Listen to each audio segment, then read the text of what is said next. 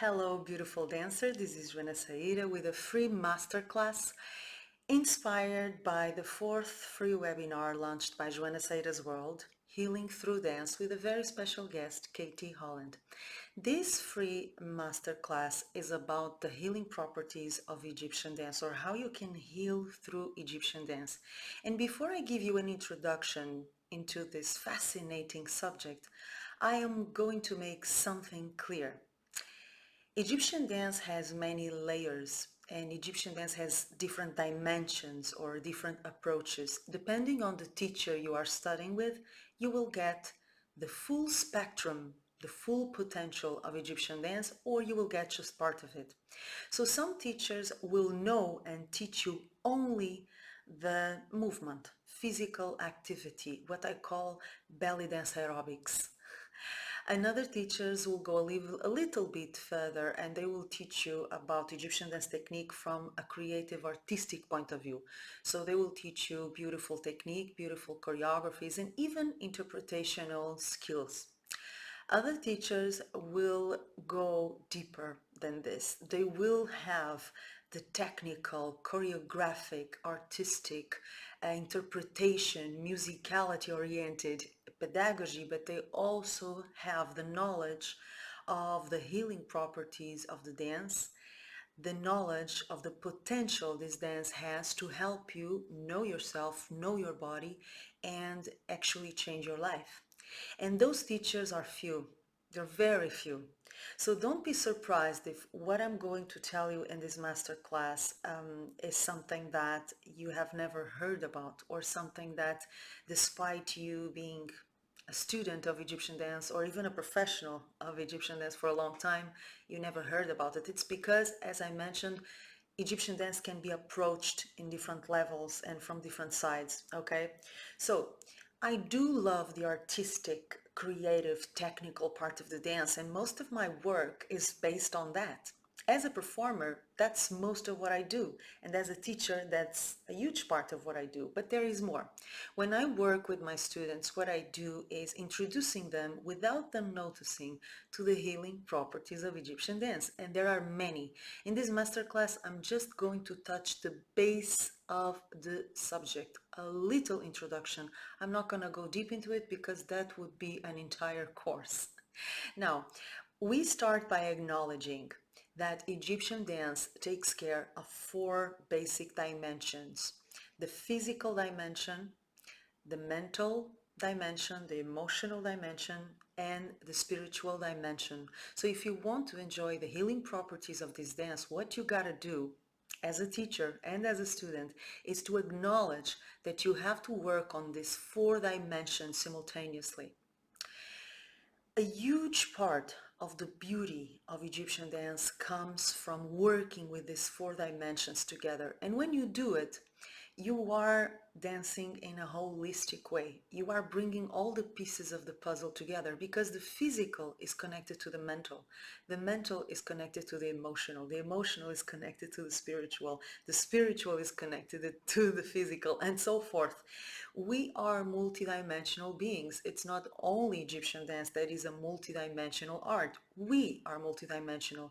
So in order to get into the healing properties of the dance, you need to acknowledge and work with these four dimensions. That's the first thing I want you to know. How do you do that? Well, come learn with me around the world in my workshops, or in my private online coaching programs, or at Joana Saahirah's online dance school. Okay, you have all the information about these beautiful things in the description box below this video. For now, just be aware of these four dimensions and start to think about it when you dance or when you teach, if you're a teacher. How can I develop the mind of my students? How can I develop the heart, the emotional dimension of my students? How can I develop the spiritual and the physical together? This is a huge part of Egyptian dance taken to a higher level. And this is possible, it's true, it's there, it exists. Second thing I want to bring in this masterclass, it's the question of self-acceptance. We live in a world where we're told how to look, how to behave, how to communicate, how to do basically everything. And the Egyptian dance world is not an exception. We have cliches of how dancers should look like, cliches of how they should dress, cliches of how they should move and express themselves. I had a beautiful student and festival organizer in Russia telling me that she was advised not to cut her hair short because if she did, she would not be an Oriental dancer anymore. That's incredibly absurd. But of course, we all build images about what an Oriental dancer should look like and what we as human beings, as women in particular, should look like. And what Egyptian dance does, when taught properly, is to bring you self-acceptance. What does self-acceptance mean? It means that you get to know yourself, you get to own who you are as you are, and you learn how to work with it creatively, lovingly, compassionately, instead of fighting against it, instead of criticizing yourself and your body and the way you move and the way you look and the way you do things all the time. So if you're properly guided, sorry, I'm a little dyslexic. That's who I am today. What's gonna happen is that you're not only going to correct yourself in terms of movements and technique and all sorts of skills that you need to develop when you are becoming an Oriental dancer, but you're also simultaneously gonna be trained to know, to own, and to appreciate yourself in who you are, and to use it in your dance, and to use it in your life. Instead of going against you and fighting against you, you go with you for the first time. Very often this happens for the first time in our lives. I've seen many dancers who arrive to my workshops, to my online school, to my private coaching with a lot of self-hatred, a lot of criticism, especially towards their physical body, but not only, a lot of self-doubt, a lot of negative ideas about who they are and their limitations and their potential. And what Egyptian dance properly taught can do is really show that person the beauty, the potential, the talents, the strength that they carry within. And it is nothing short of magical when that happens. So the second thing I want to bring to the table is the question of self-acceptance, which is a part of healing, because you cannot heal if you don't love yourself. You cannot heal your body if you don't love your body. You cannot heal mental blocks, mental traumas, mental limitations if you don't love your mind, if you don't acknowledge, I have an amazing potential for change and I have an amazing potential for creativity and for anything that I want to manifest. If you don't have that kind of love for the machine, physical, mental, emotional, spiritual, you are not going to accept it and you're not going to heal it. Okay, so before we consider healing whatever needs healing, we have to accept and own and love what we are right now as we are, unconditionally. And this is another thing that Egyptian dance will allow you to do if properly taught. I repeat. One more important aspect to the healing properties of Egyptian dance has to do with emotions. And this is a big one, because most dancers are trained, as I was from a very early age, to be smiling all the time, especially if you are going on stage, and to be pleasant and harmonious and never show those sides of yourself that you don't like: sadness, frustration, hopelessness, rage, um, any negative emotions, let's say, the ones we label as negative. I was never invited as a dancer or as a person to express, to acknowledge, to use those dark emotions in my dance.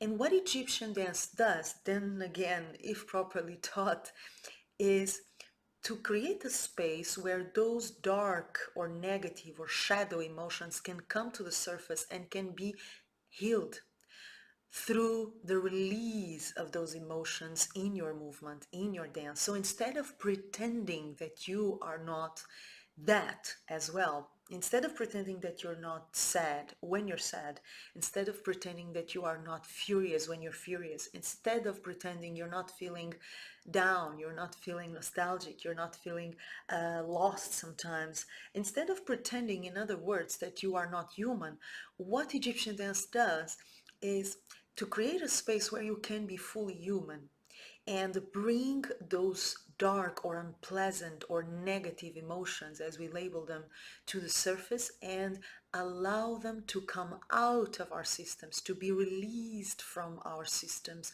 through movement, through the music, through the energy we exhale. When I dance sadness, when I dance through sadness, I release that sadness. I go beyond that sadness. When I deny sadness, I expand it. I keep it inside or under the carpet, and it's still there, and it becomes bigger and it becomes scarier. So one of the most beautiful things that I've seen happening when I teach Egyptian dance is the freedom for each dancer to be who they are at every single moment without editing their emotions, without choosing which emotions they will allow and which emotions they should not allow. This is a kind of freedom that will not only allow you to heal, because when we release emotions that are bringing us down, we release ourselves from those emotions. We move beyond those emotions. But it will also give you a very important information, which is, as a dancer and as a human being, the more truthful you are, the better you will become. An interesting dancer is not a dancer who is smiling all the time and pretending everything is fine. That's superficial and that's a lie. That's a doll. A beautiful, interesting dancer will bring all her humanity, all her colors, all human feelings, all human dimensions to the table. So she or he will bring life in all its colors and dimensions through her dance.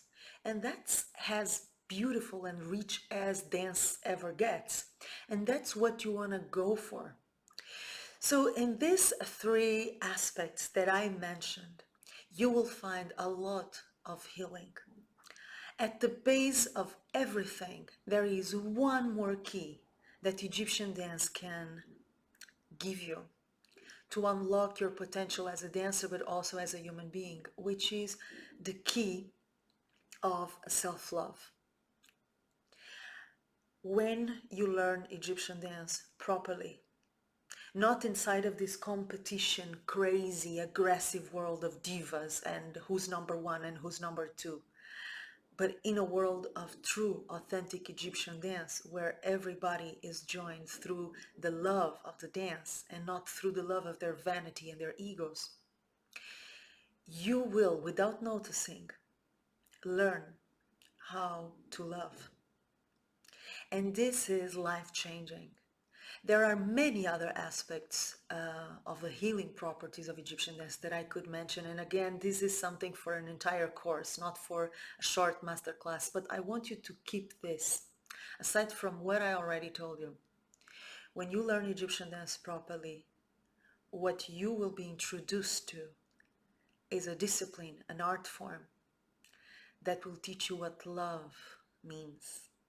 Love for yourself first, and then love for others, because you cannot love others if you don't love yourself. I often quote Maya Angelou to my students.